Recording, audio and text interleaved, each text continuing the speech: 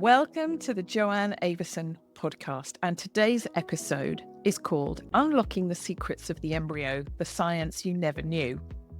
And I am so delighted because I'm talking about this fabulous, intriguing subject with my very dear friend and colleague, Dr. Karen Kirkness. Welcome, Karen.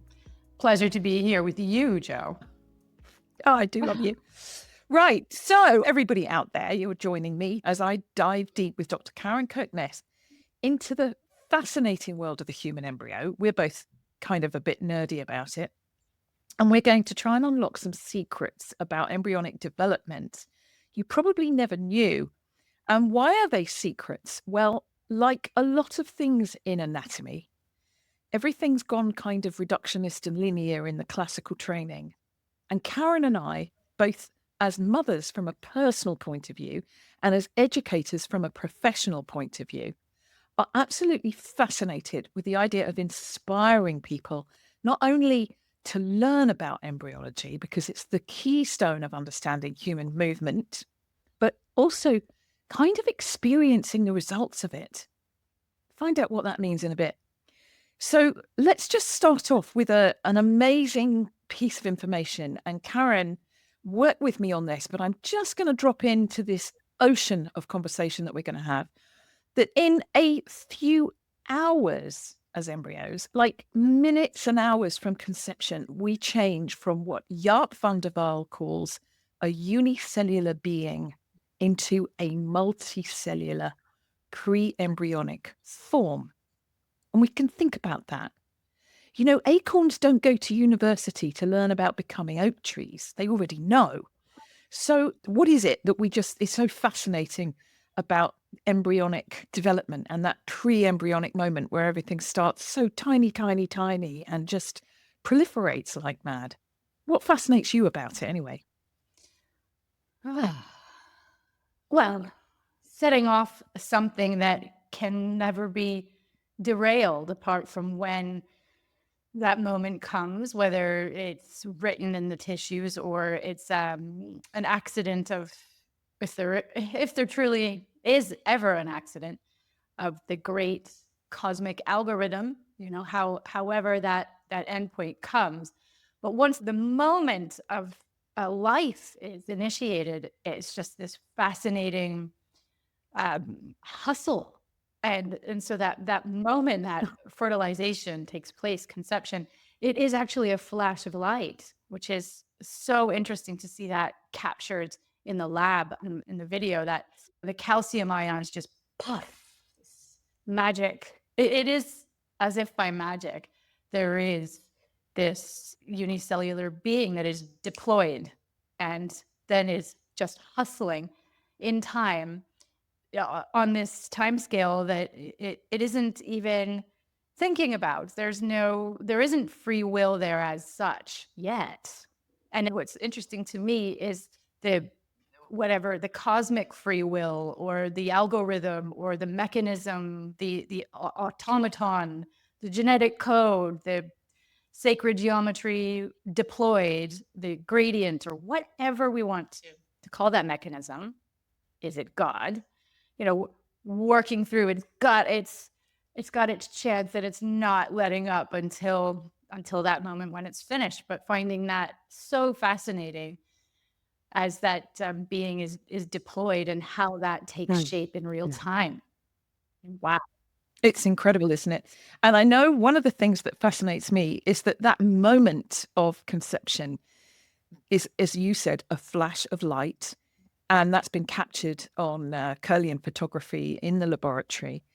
And for me, it's an animation of the fascia, the interface of the anima animus, that in this liquid crystal matrix that we are, that activates that anima animus. So for me, the fascia is the interface of where spirit animates the pattern of our matter. And as you said, whether that pattern is genetic, it's got to express itself kinetically, and therefore we could say it's epigenetic, whatever language we use, whatever belief system we integrate, somehow something that we can't describe, something bigger than us, begins that process. And I love something Jaap van der Waal says, which is, in a way, every single day we wake up as the embryo working with today's emergent properties. And that's actually what the embryo does, right?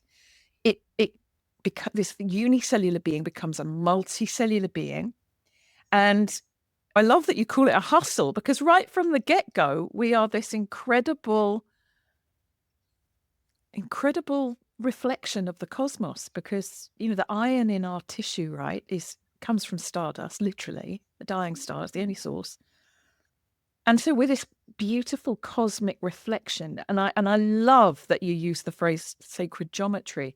For you, as we develop embryologically, and I know you teach embryology at Hull York Medical School, so it's part of your everyday life. It's part of your imparting of wisdom to young medical students. How do you start? What are your keys? Wow.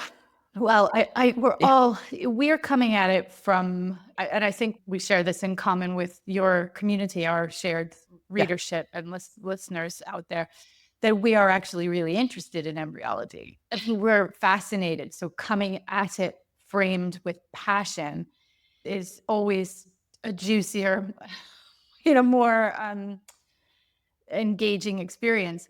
When you go back into the classroom setting, which is inherently didactic, even still with all of our progression and learner-centric approaches, and even as the curriculum is a complex adaptive system itself, we're still a long way from actually embracing that pedagogically. So when you're teaching embryology, there's an inherent resistance, usually, because it is absolutely bonkers as a topic. It is known to be the hardest subject.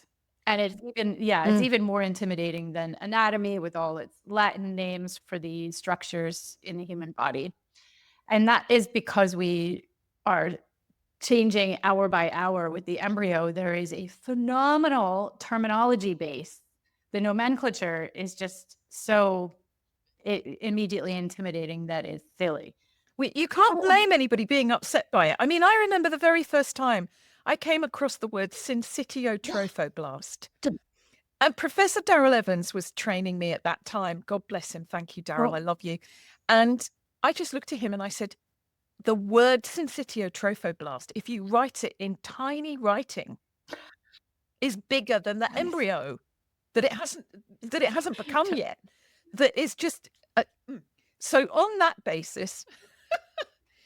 Given that we want all this to relate to movement, but we want people to stay fascinated and not put off by the words that we need to get there, because it's seeing 3D from 2D, where do you start? Well, I often start actually beyond the beginning and then go back, because I know, as you are a spirophile, very committed to this rotational basis for everything. And it is written everywhere in geometry. And the spiral learning is that we introduce a concept at a base level, put a pin in it, introduce another concept, and then let the spiral of the focus comes back. So that overlearning will catch us, and then we come back to the concept at a higher level. So I usually start with gastrulation, because it drives that picture of multidimensionality. Really, it frames that this is a moving through itself event. This is not just a tiny thing getting bigger. No. Yeah, it's not just expanding in a linear way. And can you just, for our listeners, explain what gastrulation is? And then I'm going to add in a challenge in there, because Jaap van der Waal says, emeritus professor of embryology and anatomy, human beings don't gastrulate. So it's one of the terms he gets upset about. So just don't worry about terminology, everybody out there. We're just really enjoying this. But you really are talking about this entire process from heart to brain to gut to body to whole being. It invaginates, right? So it moves through itself. This is why it's so hard to see and explain. So tell us what gastrulation is and what you're doing with that in the conversation, because it's such a powerhouse. Well, I know as well we share this in common, that we love language. And the etymology of the terms is really as fascinating a story as the actual embryo coming into being. So when we look at a term like gastrulate, we can look at that prefix gaster, which is the same as the last time you went to a gastro pub, or GI tract gastro, referring to belly forming. To gastrulate is to develop a middle bit, basically. So it's referring to the so-called bilaminar disc, then differentiating and proliferating a third cell population. So that is our classical definition of gastrulation.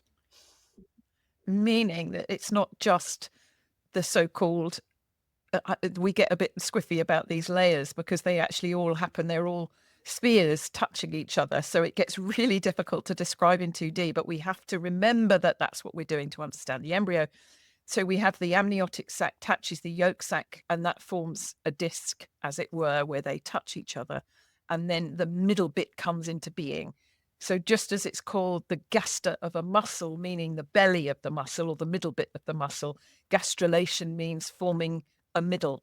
And I think Jaap van der Waal, who I have to give credit for my deepening of my love of embryology, is talking about the meso. He can't bear it being called the mesoderm because it's more middleness than it is a layer as such, because it's constantly changing, right? So that whole gastrulation is a process of bioorganic origami, everything changing place in the embryo. And isn't it amazing? It's got a genetic theme, but if it doesn't move, it's not living. And if it's not living, it's not animated. And if it's not animating, spirit's not present. So we can't really stay with the separateness of the form from the beingness, can we? No, it's coming back to that continuous change and that double bubble. The so-called third cell population is really the character arc of the previous cell population. It isn't just a new cell population. It is the maturation of that so-called primitive ectoderm, which under the influence of those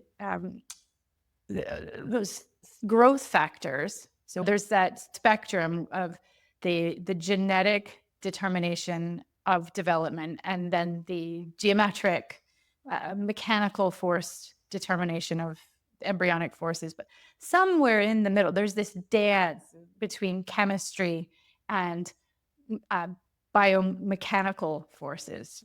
So we have that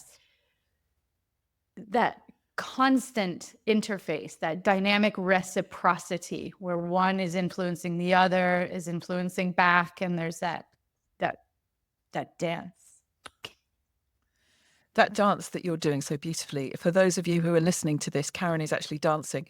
So we could say, if I'm going to really, and I know that I'm being really mean with you because you bridge two worlds. You're in the world that I stand there going, there's no such thing as biomechanics, it's bioemotional intelligence of the being. And you are deep in your doctorate in teaching anatomy pedagogy. So you have to embrace biomechanics. But by biomechanics, are we talking about the interface always of structure and chemistry in this liquid crystal matrix that we call the fascia as it folds and develops and shape changes? Is that what we're talking about here? For lack of better terms, and you've really hit the nail on the head as usual, Joanne, we got that description of how you do have to straddle both sides of and you've called it the Rubicon that we're crossing, moving from Newtonian language and Cartesian language that separates things into the camps so that we can better talk about it. For the analytic process, that separation, distinguishing concepts allows us to relate them to one another. And in exploring those relationships, finding the unity. Yeah. So that I think is germane, that is central to the process of understanding aspects of embryology, because I honestly don't think anyone really ever fully understands it. Well, we are it, right? We're the model. We were that embryo. So I think it's very, very hard. It's like they say, isn't it a Buddhist saying? Air to a bird, water to a fish, being to a human. And it's how we bring ourselves forward into being. But you have a wonderful word, speaking to, I don't know, a queen of language, quite frankly. You have a wonderful word, fluxability, because you somehow make that the essence of this change. I know you use a model because one of the keys of the next step for you is how you have your students recognize orientation, because of course that embryo's got to form a head and a tail, and this middleness has got to become something kind of. I know we're grappling with a huge concept, but to realize it, I think your word fluxability is wonderful. When do you bring that in, and how do you have them experience these structures, even if they're temporary, to bring orientation around in the embryo? How do you do that? How do you leave them fascinated? Because I bet they love their year at Hull York Medical School with Dr. Kirkness. I bet they do. I'd love to interview one of your students. Well, they're very young because it is actually the gateway to medicine program, and they're all 17, 18, and they're moving into their next year officially as medical students. But I think young people really relate to that fluxability, that everything is constantly in flux, and there is no moment when the situation is fixed and firm, apart from after we've passed. It's only really when the spark of life is extinguished that the material settles, and then the process of accumulation becomes the process of release, and we release our materials back into the cosmos, and they get another tango elsewhere in some other system. But in terms of flux stability, it's a concept that relates to multi-stability, which is well established in the literature, multi-stable states, giving rise to the opportunity for relationships to re-inform the structure, and then the structure adapts. So it's the constant movement that educates the system. So no matter what you're doing today, whether you're sitting somewhere, traveling, feeling productive, feeling meh, whatever you're telling yourself, your self-talk is teaching your system how to restructure itself. And we know that to be true, that your habits become you. We are, in a sense, not only what we eat, but what we say, what we believe, and what we do. And early on in the journey, that behavior is written and very automatic. And then there's a spectrum, I think, of maturity where our system is endowed with the learning that we've had early on. And then that overlearning gives us the opportunity to make those bigger changes. And I'm always relating embryology back to like mature adult life. And I know you do too, because that is the opportunity here. As you said yourself, I think you're quoting, that every day is that option to return to the novel state of the embryo, reliving that opportunity. Well, what I love about it is the self-organization aspect. And I think the more we learn about fascia, the more credit we're giving to that self-aware process. And now that we know that fascia is in fact the largest sensory organ of the body, we can understand that the interfaces of I think what Yup says, the three elements, the cells, the connective tissue, and the in-between, those interfaces are in this constant kinetic conversation, right? And they orientate themselves, and we fold, and it's a beautiful bioorganic origami way of a human coming into being. But it only takes 2 months, right? It's only an 8-week process leading up to I don't know when you calculate the moment that it's an embryo as opposed to a pre-embryonic structure, but it's about 8 weeks till we are a fully formed, size of a walnut creature. Is that not like a teeny immature version of ourselves that would fit easily in the palm of our hand? Once we've nailed it, once we've nailed it from the inside out, like the 35% chance of not making it past the zygote stage, and all the peril of early development where it goes wrong. A large percentage that the chances are if something's going to go wrong, that's when it's going to go wrong, that pre-embryonic and embryonic stage. But I just kind of reflecting on your interests there and how you touched on the axis and getting our heads around orientation and folding. I think it's really important to see the embryo as something that is porous and overlapping and non-Euclidean, so that there aren't those parallel lines or distinctions, that it is occupying the same space at the same time. So what I loved so much in my early understanding of your work was the tree of life and those overlapping circles, and that iconic shape feels like family. It feels like it brings us together in a way that I'm at a loss for words, that tree of life, because the overlapping relationships, those distinctions cease to separate. When we talk about however many 70 trillion cells we are, and half of those are actually the microbiomes, Not us. Yeah. But that where do those 70 trillion clump and another 70 trillion clump, that we have our relationships between ourselves, the emotional, the psychological, the intrinsic connections, that my mood affects yours, and we know that to be true. So there are no distinctions.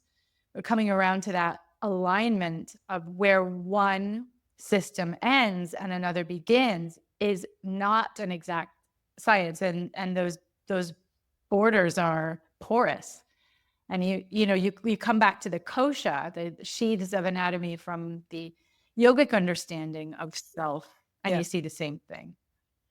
Well, that original drawing you're referring to, the flower of life, is of course a 2D representation of a multi-dimensional matrix. And if you just draw two overlapping circles and then imagine them as spheres, you shift from the seed of life to the egg of life image, that it's popping out into these other dimensions, and you're calling them sheaths. I mean, it all comes together, really. And I remember when I first wrote that chapter and tried to grapple with translating this, because it's hopeless. It's actually, isn't it, hopeless? I'm glad you said that, because if Dr. Karen Kirkness says it's hopeless, I can forgive myself for whatever I've struggled with, my goodness. And I still do. And I'm learning. I mean, I'm learning from you. I'm learning from, thank God, Yarp is such a dear friend, and Professor Evans and so on. And John Sharkey and Michael Shea and all these people who've grappled with this. What we're grappling with is how we see life, right? And is it a coincidence that we all go very spiritual when we get into this realm? And two words that I used in the book that Professor Evans let me have, I want to say that carefully, because I just want to say out loud, we're not allowed to make up this science. It's very carefully guarded with nomenclature, but it's difficult, isn't it? Because we're raising questions. But there were two words. One is specialization and the other is spatialization. And spatialization doesn't technically exist, but Professor Evans said I could have that one. So what you're talking about then is in 3D, think flower of life, and then pop it open into bubbles of life, because they overlap if you look through them. That's the hard part, isn't it? From 2D to 3D. And we have to be in 4D to see 3D. And I think 4D means we move through ourselves. I don't see how the fourth dimension could be time. Really sorry. Time is the medium of dimension. It's not, by definition, it's not a dimension. But we'll have that conversation another day. Spatialization. So we're just so brilliant. That's what you end up with, don't you? How amazing our ability. You use the word to fold, to unfold, to refold, to create the appropriate spaces, the virtual spaces in the body. How do we get from naught to something full of noughts at that speed? Don't you think it's incredible? Animated by the spirit. Wait, no one puts it better than you do, really. You've got it there.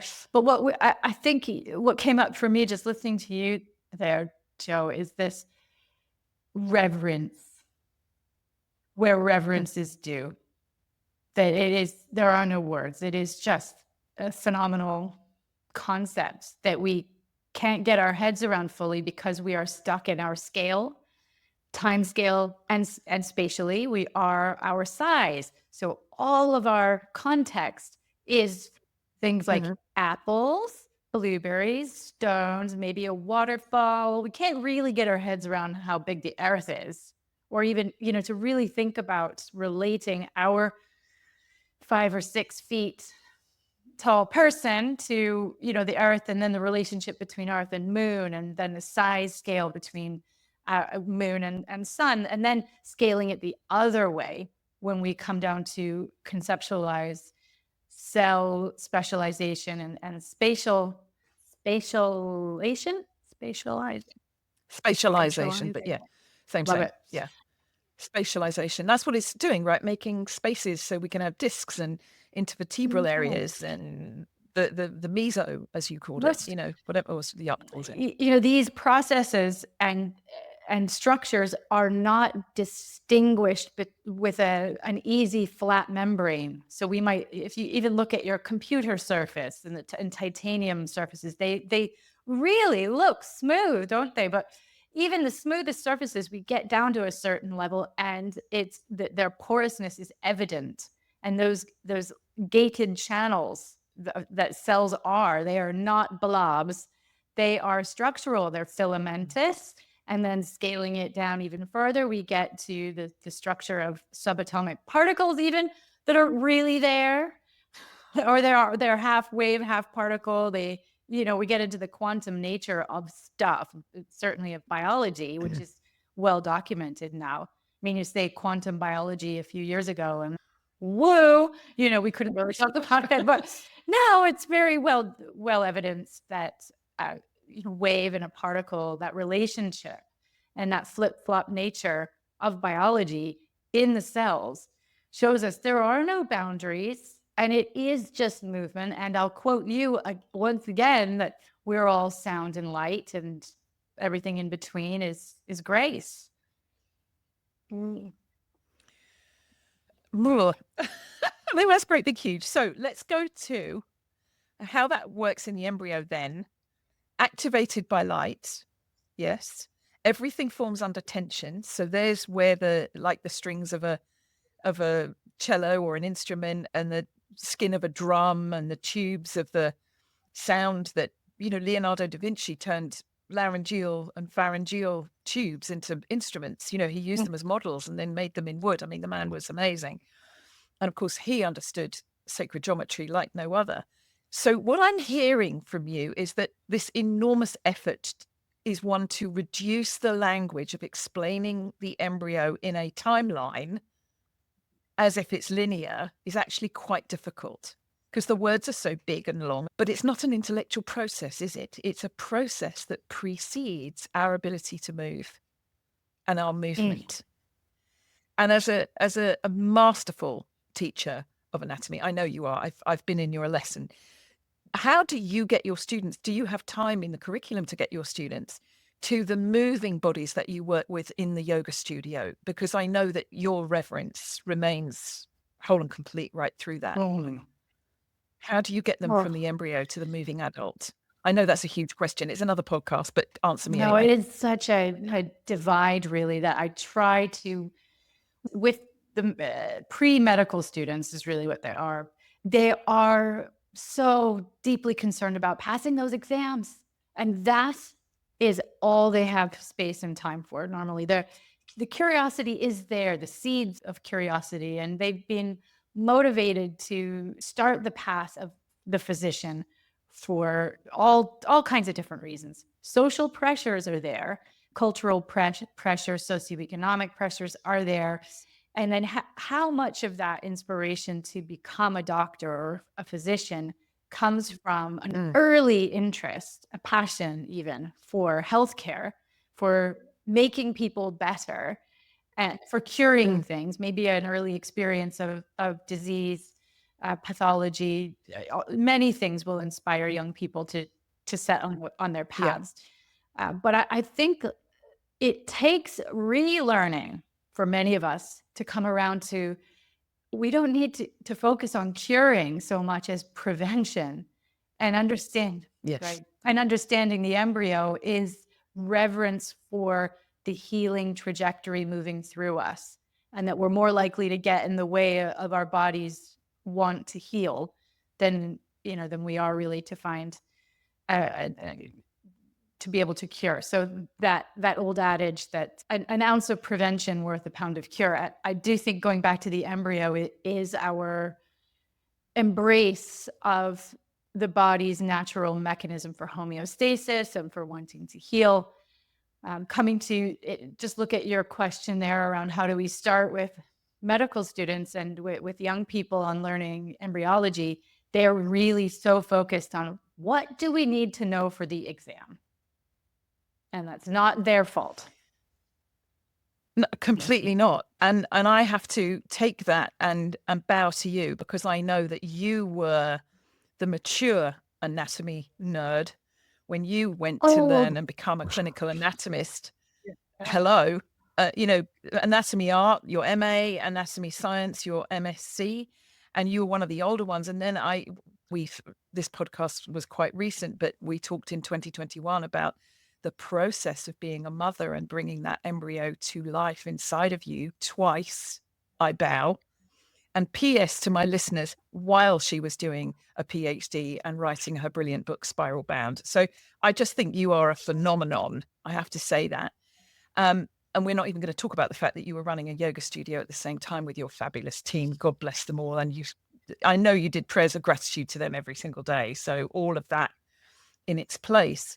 What I want to do is really, as we bring this to a close that's a beginning, quite honestly, Karen, I feel like we've just managed the introduction, is that, do you think that the understanding of fascia is changing embryonic research, this recognition of the fact that a light print, what's called, I believe, in the research at Tufts University in 2011, I think it's called frog face, they discovered that a bioelectric light print comes in and predicts the pathways of movement, of embryological development, of the neural network into the tissues. And these are, we now know, responsive tissues. Do you think that's going to change how medicine is taught? Or do you think this curriculum is kind of going to stay the same, and God bless these students that have to follow it until, you have a bit of a license to change it because you did it as an adult, but God bless them. They've got to become doctors first, right? Right. I think that, I think it's very persistent, the curricular goalposts, where it is becoming a lot more clinically focused, problem-based learning. Clinical skills are coming in earlier and earlier, which means in the UK that medical students are really bypassing anatomy. So they still have to learn their anatomy. Embryology is there, but they have to really just tick that box in their early years. Normally that is just year 1 and 2. And then once they pass those exams, this was the focus of my early work and my PhD, and my studies there were around how anatomy educators tasked with getting these early medical students to pass their exams and move it successfully into clinical years and into their placements. The anatomy educators know how important understanding the anatomy and the embryology is to a well-rounded physician, but they're at cross purposes with educating their students to just get this stuff memorized, to pass these exams, because the exams aren't going away. They're a necessary evil. And yet also foster this passion for learning about the anatomy and the material of the form. So I do think that, going back to this term fascia, it's so loaded, and now it has become the mantle for allied health professionals working in the field of manual therapy and biomechanics and movement in general, that it has become marginalized as a not serious term.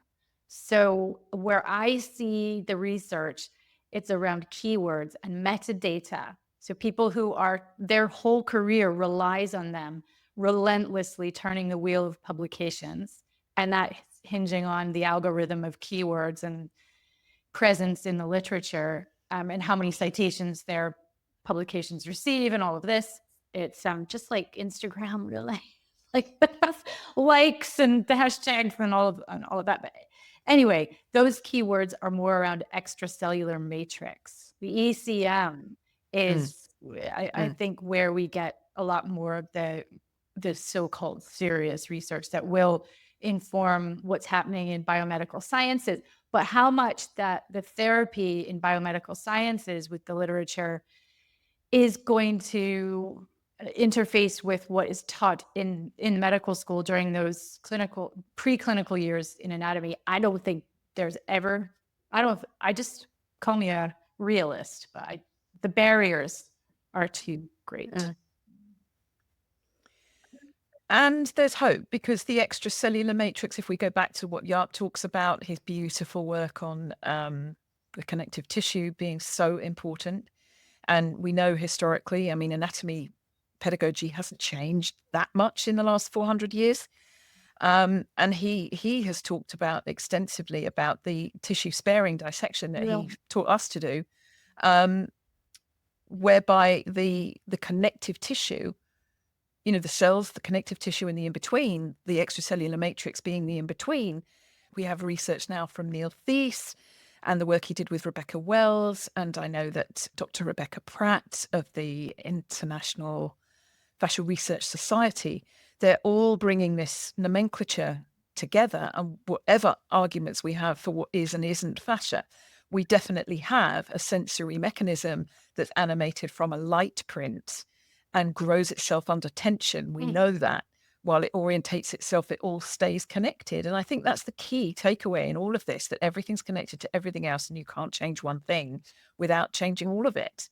And our orientation as upright, bipedal or unipedal creatures, whichever way you want to look at it, it bears some careful consideration. And even if it has to be outside of the strictly medical field that we develop this knowledge, I think that's your genius, if I may say so, that you bring these two worlds together and you understand these distinctions.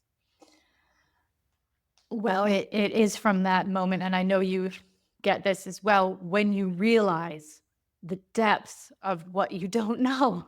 When you know a little bit, you then look over the next precipice, and it's just vast. It is, and then you get it's a universe, right? It is, absolutely. And you just, all of the language is so woefully inadequate, and will forever keep us in our camps of where we feel we fit in. And, you know, you champion a certain term and then you can't see others for what they are. And it is just this, you know, the relationships that are what matter. And I know we've talked about this before interprofessionally, who I really love to be around, and my tribe are yourself, where we are absolutely humbled every day by what we don't know, and that curiosity and the humility to just listen, take on board,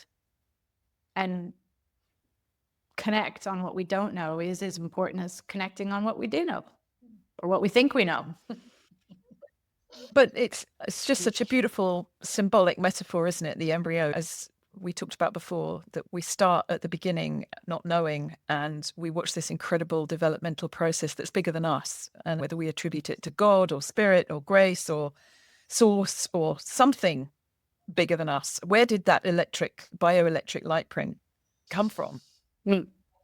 And does that really make us just light and sound and this amazing fabric of our form, whatever we call it? And I know that it just means that we're not as dissimilar from the universe as we think we are. I mean, every time we learn something out in the space, there's galaxies within galaxies within galaxies that, I mean, it's just the scale is just insane.